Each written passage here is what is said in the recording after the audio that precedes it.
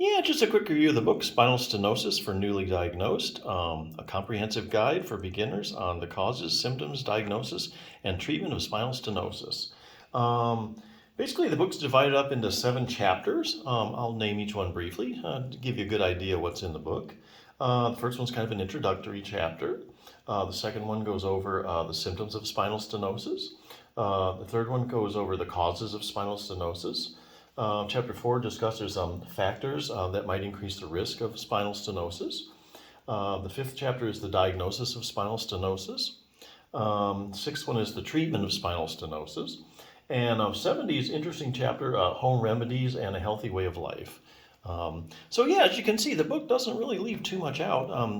Covers a lot of all the basic stuff when it comes to spinal stenosis. It's a really good book. Honestly, there really aren't that many good spinal stenosis books. Probably the only other one that I know of is this one called Treat Your Own Spinal Stenosis by Jim Johnson, PT.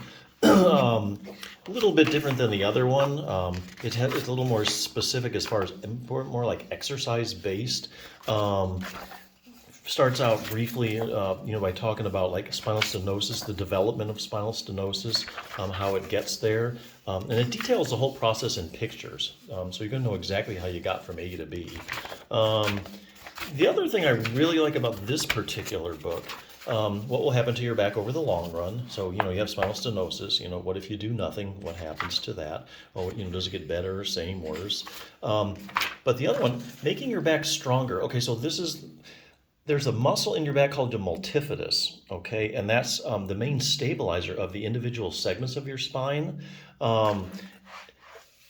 Basically, in spinal stenosis, you do have some segments that aren't real stable. So what your back is trying to do in spinal stenosis is trying to stabilize itself by doing things like laying down osteophytes.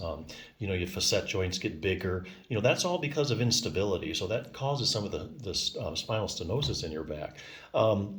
The multifidus muscle stabilizes your back, and they have actually found in people with spinal stenosis that they do have trouble with their multifidus. As a matter of fact, there's a lot of research on the multifidus muscle in general, just for back pain, even if you don't have spinal stenosis. Just about any back pain problem you can name, they have done studies showing that you do have a problem with your multifidus muscle, whether it be herniated disc, chronic low back pain, spondylolisthesis, where one vertebrae is slipping over the other, scoliosis.